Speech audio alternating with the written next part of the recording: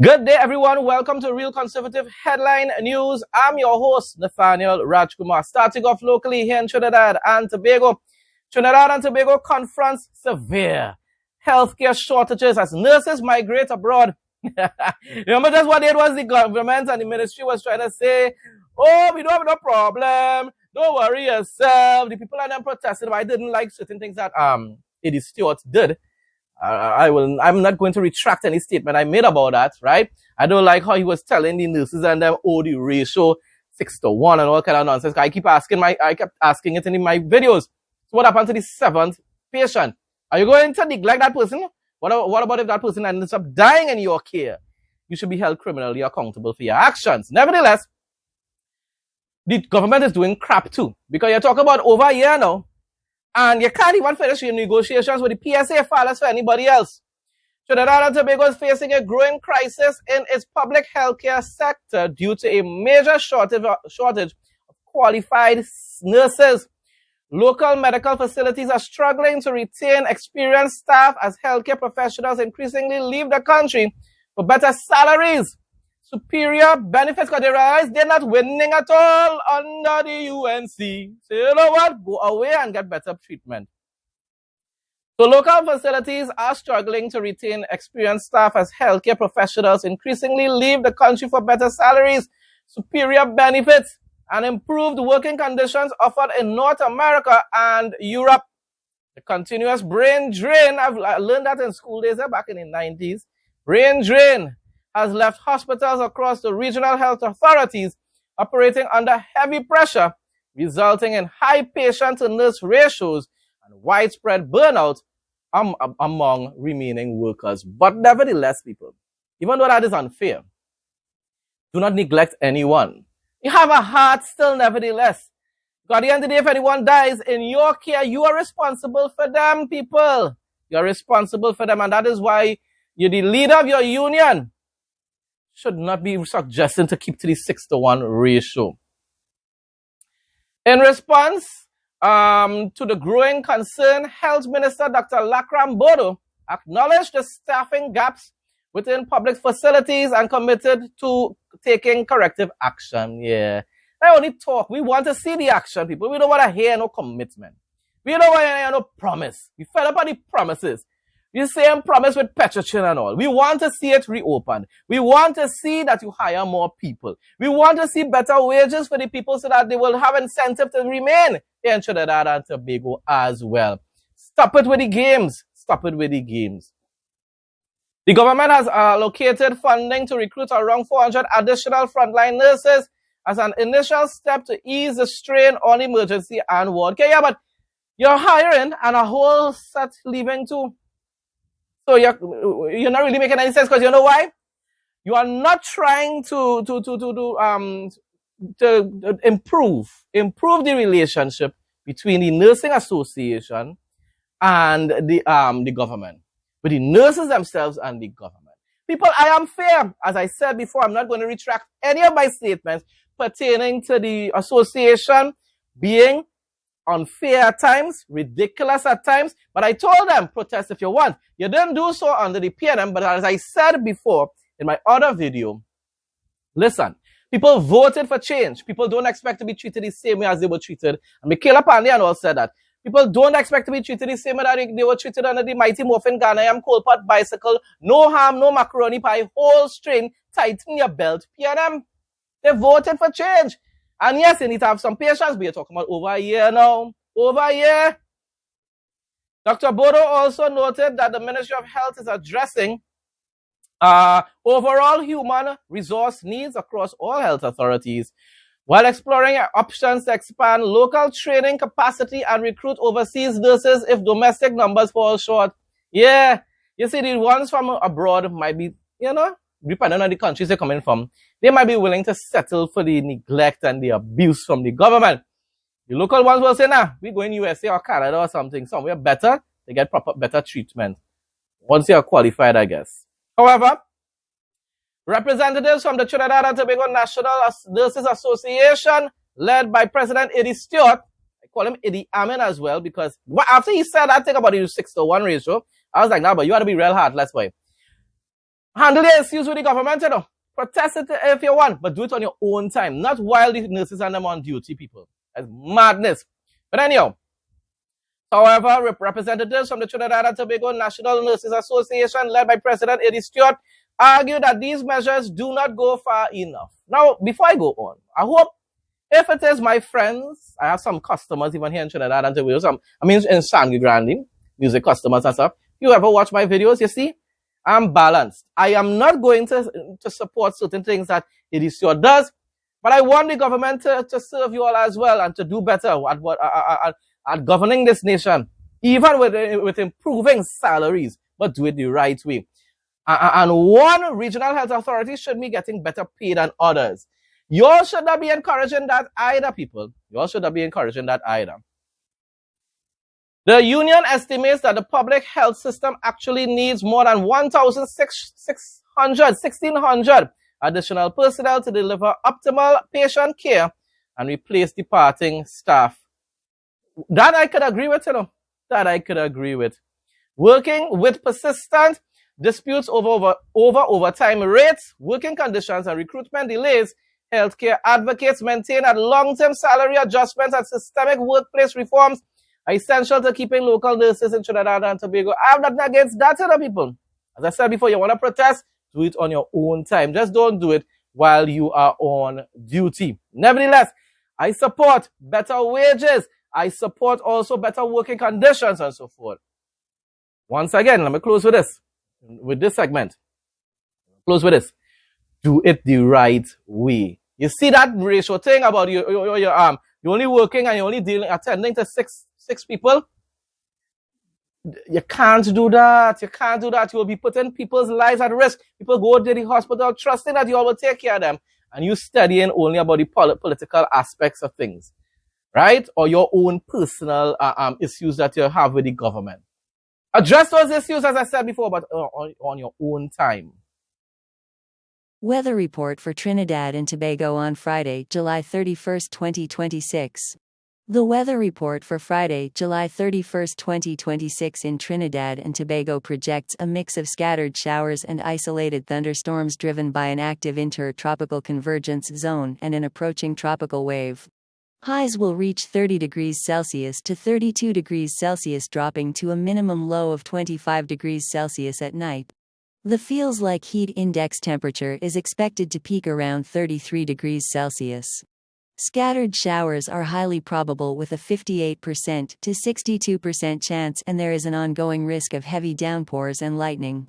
Winds will blow from the east to southeast at 5 to 35 km per hour with localized gusty winds near heavy precipitation.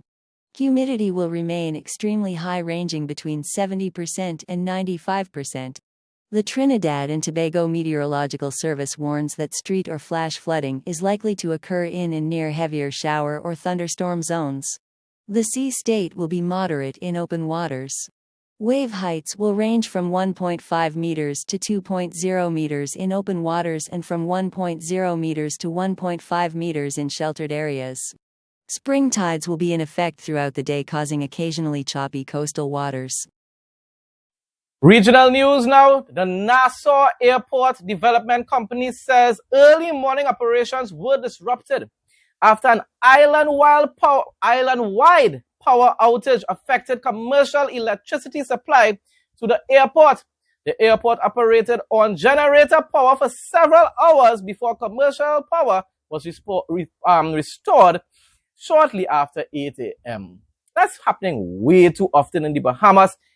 Government you voted for needs to rectify that issue and resolve that issue as soon as possible. This is madness. This is ridiculous. We have those kind of issues in Trinidad and Tobago, and most times that isn't nationwide though. Not nationwide. While or in their cases island-wide, because they have a lot of islands, but still. So it may not be all the islands at one, but still what I'm saying is a whole island. Come on, man. While most airlines continued checking in passengers, some experienced delays leading to longer than usual lines in the U.S., departures, and international domestic terminals. Passenger screening remained operational, though travelers are advised to check directly with their airlines For the latest flight information, some delays may continue. And you know what the government doing? Just making excuses itself instead and telling people, hold straight. In other words, wait, it's going to take a long time to be able to upgrade the infrastructure, when it pertains to electricity and so forth. These companies and, that's all politicians tell people to, you promise people the world during election campaigns, and then afterwards you just tell them to hold strain. International news now. U.S. Health and Human Services Secretary Robert F. Kennedy Jr. has launched the Real Food Show, a government-backed digital cooking series aimed at encouraging Americans to prepare healthy meals at home. I agree with this. I don't like any government telling me whether to buy things on the outside or not, but advice, wonderful. And like how this is a good show. Yes, don't put no laws to restrict nobody. But nevertheless, Americans definitely eat too much of fast food. Even here in Trinidad and Tobago, we do it as well. Home-cooked food. Less chemicals. You could use limited amount of oil and so forth. Healthier types of oil, whether it's olive oil and stuff. Less salt. More home-cooked food. Less of the fast food. Airing on official department channels, the program features simple recipes designed to cost under $5 per serving. Because even here in Trinidad and Tobago, I tell my relatives all the time, it really is expensive to cook healthy meals. But what he's trying to show people there in America is that you can still do it to an extent. I wonder if he could do a channel for here in Trinidad and try to show us how we could use the basics to be able to cook healthy meals. When the basic stuff is expensive here in Trinidad too. Well, anyhow, the initiative seeks to address growing concerns over rising food costs and high rates of diet-related chronic illness by demonstrating that whole, nutrient-dense foods can be more affordable than fast food, which Kennedy noted often costs between $12 and $14 per meal. Times have really changed, I remember growing up in the 90s and, well, I was really young in the 80s. I born 82. The prices for fast food stuff, we used to really see those kind of prices when you're seeing things advertising. Back then it was like less than $10, below $10. Sometimes you're seeing things all kind of $2.99, $3.99 US. But back then, people, in Trinidad, our fast food, things like chicken and chips and stuff like that, KFC, was around $14, was around $14. You could see.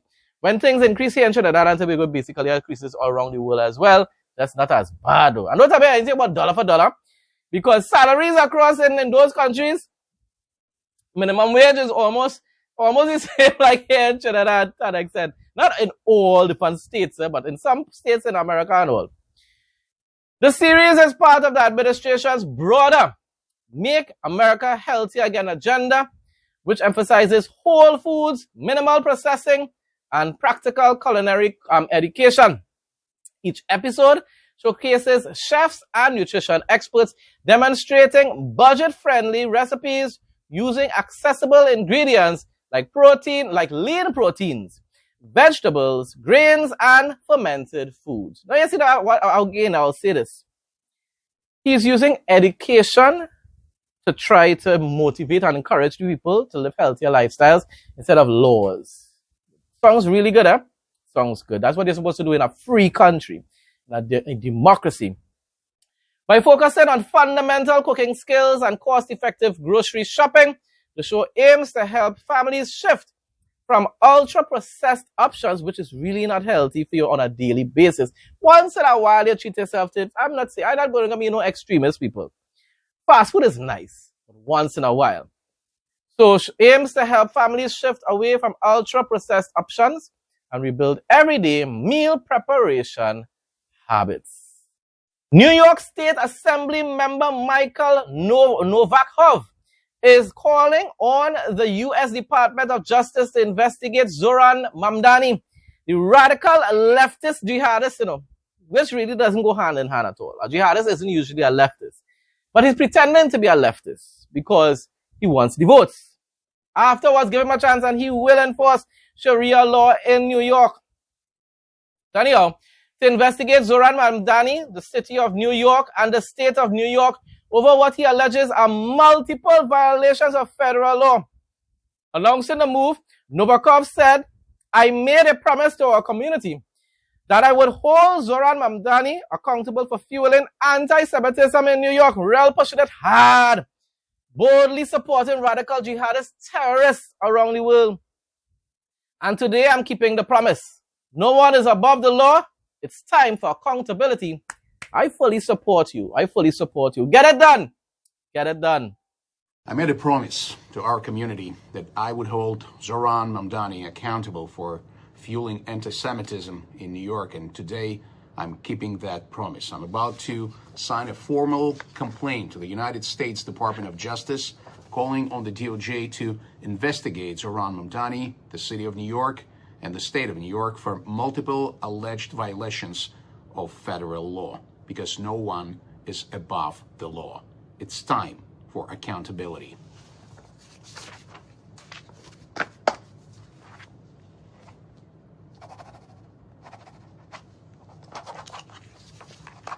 Psalm 24, 4-6. The character of the true worshipper. Those who have clean hands and a pure heart, who do not trust in false gods or make deceitful promises, will receive blessing from the Lord and vindication from God their Savior. Such are the people who seek Him, who seek your face, God of Jacob. Folks, that brings us to the end of today's headline news. Thanks again to everyone who continues to support my content. Please like, comment, share, and subscribe. Stay blessed and stay safe most of all.